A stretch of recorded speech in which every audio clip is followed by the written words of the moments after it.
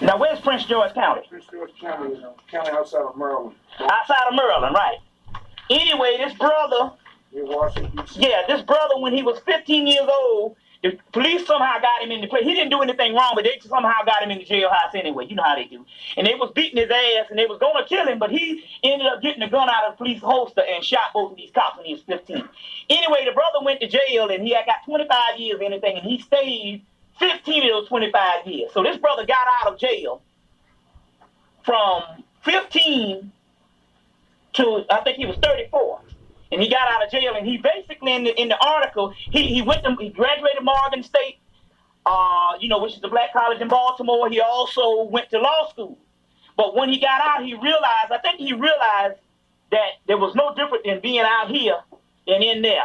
And it's really a sad story, and I want you to, and so we're going to get some copies of this, because we want you to get this story in your hands, because it's not just a sad story, just to say, it just show you how slavery, the severe slavery is in this country, and it's not necessarily talking about servitude slavery. It's stories like this that make us enslaved. So this particular brother killed himself last year, and I believe he killed himself because he got out of this bullshit. You see, ain't no way in hell you're going to lock me up in a motherfucking place for 15 years. So I thought about this, and what happened was it was spiritual. I was flying back from New York. I did a lecture in New York week before last, flying back from New York, in the airport, and something said, go in the place and buy a magazine. And I bought this magazine, a fashion magazine, this black fashion magazine from a girl. She looked at it, she said, this shit is done piss poor. So go back and get a better one. And I went back in there, and I didn't know the whole time that this brother's spirit was actually leading me towards. And I said, well, I'll get a GQ magazine. I said, whatever, I'll get a GQ magazine. So, because I had my man Hugh Grant on the cover, I said, well, he's the guy that got caught with the hooker, but he was a big actor from England. I said, well, I'll read his story, whatever. And then I saw this picture. I said, well, I've been wanting to read this picture because I grazed at it. And his spirit actually called me. So we read the picture read the story on the way back. And it actually gripped me. I Xeroxed these copies and gave them out the last 2 weeks.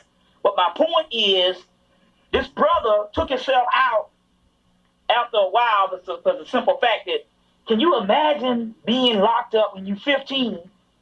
I can't even remember when I was 15. I can remember when I was 15, but my mindset is different than it is now, even if I wasn't even in the consciousness. So can you imagine getting out of a world from 15, getting out of the world at 35? It's almost like being born in the world for the first time. Because 15, you're just trying to figure shit out. So out here, you understand what I'm saying? It was almost like a whole new alien world, for the simple fact that since 1978, the actual world has changed. See, if it was 1988, 1998, it ain't too much the difference. You see, even fashion was almost damn near the same. You see, but 1978 to 1995 or something like that, that's a drastic difference. You see what I'm saying? So the brother literally took himself out, and I was glad he killed himself. See, you don't get into that, because because we are on the survival thing. Everything is based on living, and it costs no. Living ain't shit. That's that old Christian mentality. Oh, I'm just glad I woke up this morning. Well, a goddamn dog just woke up this morning. How you know that's God? He woke you up this morning. Hell, a fucking rat woke up this morning. That don't mean shit. But at what level? What capacity? You see what I'm saying? So based on the capacity, you understand what I'm saying? The right thing to do was to take yourself out, for the simple fact that this ain't shit. And for the mere fact that he did that is letting you know that it's a doggone gesture, that this shit is over. He's only going where we going anyway. You understand what I'm saying? And you got to start thinking that particular mentality and stop valuing life as so precious. Fuck the dumb shit. You understand what I'm saying? You're grasping for straws, Russian roulette, spin the fucking bottle. You understand what I'm saying? This is nothing. This is over with. And for the mere fact that life is tedious and repetitious, and you got to develop new ways to even enjoy yourself, or new drugs to take yourself out of this, it means that the airplane is gone. In the story. You understand what I'm saying? And you should be looking at that every day. Every day you wake up, you go, look, it's another damn day. I got to invent something new. You understand? To drug myself out about this poisonous bullshit down here. You see what I'm saying? And it's even like that in the scriptures, in the Gospel of Thomas, the one that they took out of the Bible, say, if for those people seeking, may you find. And when you find, you should be distraught and disturbed when you find knowledge, based on the world around you. But if you are disturbed, start rejoicing, because the kingdom is at hand. You see what I'm saying? But it's saying that all this, when your eyes are open, you see the bullshit for what it is. And you shouldn't enjoy this particular stuff and say everything gonna be all right. These drug things. You see what I'm saying? And it's a beautiful day. What makes it a damn beautiful day? You understand what I'm saying? When your people can't even enjoy shit. At what level is this a beautiful day? At a drug thing? Because I got a new damn dress? Because another white motherfucker in the world ended up liking me? You see what I'm saying? Another thing you got to stop doing. And not you, but then again, on the other hand, we're talking about the few that's left. Don't get around white people and talk no goddamn small talk. If a white person come up to you talking that small talk, either you get out of the conversation or you tell them, look straight up. I don't want to hear that small talk shit, because you think that you talking, they patronizing you, and they always come down because they don't think you know shit. So they always gonna talk to you about some small talk shit. How about them Atlanta Braves? How about them goddamn Yankees? Fuck that shit. You see what I'm saying? But he talked down on you that particular way. So it's another thing. Like I said, this white boy came up, you know. I don't know if I was here the last time I told you about that. My girl, she works at the Atlanta Journal, she's writing obituaries. She works at the paper. And she get all the inside scoop and all any type of news. They don't put that shit in the paper. Anyway, this white boy I worked with her. She was off that day. She went to pick up a check. And we was getting ready to go there. I said, well, there's a new vegetarian restaurant down the street. Said, you want to go check it out? The white boy was like, yeah, I want to go too. So we was like, cool, he's supposed to be this, white boy, sunflower kid from Berkeley. They go to school naked, go sit up in the class naked. They don't eat no damn meat. And they don't wear no leather shoes. All that old let-live shit and everybody and this beautiful shit. So I go down so for the mere fact that she's telling me he into all this radical liberalism, I said, well, come on, so we go down to the thing and we start talking, and he's all just talking small talk about the job. Yeah, and so and so. I'm like, wait a minute. So sooner or later, I got on all this stuff. I knew he gonna get into a conversation. Yeah, but I heard the Egyptians was doing brain surgery, years ago. And I said, okay, now that's the damn entry, because sooner or later, I was gonna put it on his ass anyway. You ain't gonna sit up here and talk to me about no bullshit. But before I was getting ready to bust in, but since he did it anyway, I said, okay, boom. He came in and we started talking. And all right, and I said, I'm going to lead to some stuff because I know he's going to try to challenge me because first of all, they always think that you're ignorant. I don't care how much education you got.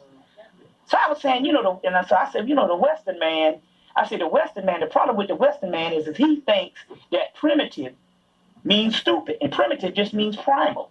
And I said the only reason why he thinks it's stupid because he's the one that's actually stupid. I kept saying the Western man, that's the same thing as saying the white man. And so he said, well, explain. I said, well, the primitive, you go in and go cut open a heart and hit or miss. You might save a few patients, a heart transplant and all this old bloody shit. And really you just basically just passing people up. I said, well, the ancient man would come back and he would understand. And he would get an egg, he'd get a coconut, he would get some sunflower, he would get some this and that, and he'd do the same thing with the heart. And he said, I got your ass now, Kurt, nigga, because you're going to have to explain that shit to me, Mr. Intellectual. I set his ass right up. He said, I got you now. And you know what? I've been doing the ritual. I've been actually doing the rituals. I've been doing some ritual stuff for a while, but I didn't understand how the process went for the simple fact the actual science behind it was lost thousands of years ago. But he said, I got you now. You're going to have to explain this thing to me, how that works based on the heart surgery. I said, well, it's like this. Everything has electromagnetic force field, doesn't it? He said, yes, it does.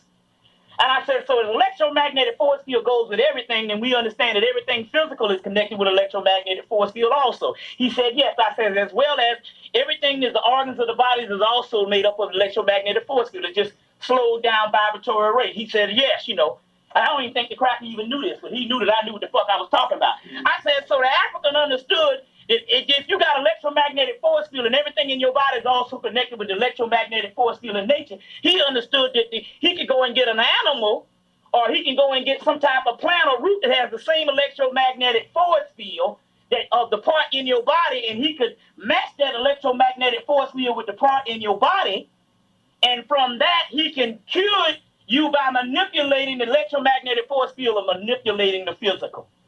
The white boy's like, blew this motherfucker mind, and I start leaning on his ass. I start just beating him down with the shit, just beating him up. Then all of a sudden, I realized that no white person don't like to feel stupid. See, the problem is that white people, most of them are stupid any damn way. But they automatically know that black people have a black inferiority complex, so therefore they can tell you anything, and they know you're not going to challenge them because they automatically think that you are dumb, so they can come up to you and just say any kind of shit. It's just like college. Anybody ever saw the thing when college debated the Jews out in California back in 1988, 1985? And they all came up in there with just their body. All the Jewish race and so, and he came in with books and beat up on them. He said, hey, man, he said, you don't even come up in here running off at the damn mouth. But they figure because these are black people I spit, and because I'm white, I can come and say anything because it's accepted. You see what I'm saying? Because it's accepted. You see where I'm coming from? So that's the key right now is they now, and plus the thing about it is this is not the perception based on black people that didn't have an education. They know that the average black person with a college education, you always are going to cater to him because you feel inferior. Hello. Always grinning and shit. So I say, I see this girl. She works up in the law. I think the girl is a damn lawyer. I see this girl every damn day. Beautiful black girl. She comes down with these white girls. And she always grinning. I'm like, goddamn, shit can't be that funny. Not in the same world I live in. But I realize, you understand what I'm saying? She's showing her teeth because she around these white people, and she want to let them know that I'm not prejudiced. Nobody ever said you was prejudiced. That's the reason why they pimp you, because they know you're not prejudiced. You should be prejudiced because they only respect people who don't like them. You understand what I'm saying? It's the same psychology with a beautiful man or a beautiful woman. You got a beautiful woman. We went to see some sister. One of my friends from Philadelphia went to go see this particular sister. This particular sister, he said, I give her all this particular tapes and I give her all this particular stuff. And this woman, when she see me, the only thing she want to know is, where's my tapes? He said that it's almost like I'm not even a human being. And the problem is this woman, I saw this woman is in her late 50s. And this mug here, shit, she make a damn 19-year-old bent over backwards in her late 50s. So you know when she was 19, this mug had to be an awesome smoker. But the problem is she's had that attention all her life, that she's beautiful, and people always treated her different because she's beautiful, so she only respects a motherfucker who don't give a shit about him. That's how goddamn white people are when it comes to you. They don't like your ass not unless you got something to offer by not liking them. So the key is it's wrong to even accept them as your fucking friend because they don't respect that shit. See what I'm coming from? So that's the key on it right now. And because the plight of black people in the last doggone 6 or 7 or 8 years has become so degenerated until now their perception of you is all of you ignorant. So what happened is the last 6 or 7 years with the LA gangs, all of the doggone stuff they're dealing with, the welfare and all that, we know that most of that is invented stuff.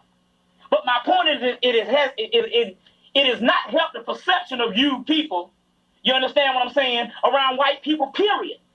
So therefore, if your image is damaged, then you are always in a state of repairing your image, and you can't let this motherfucker off the hook. You understand what I'm saying? By not letting him know you know something. Even if you don't know something, you just stand there and look at the motherfucker like, you know, I don't like you. He's saying, oh, that's one that knows.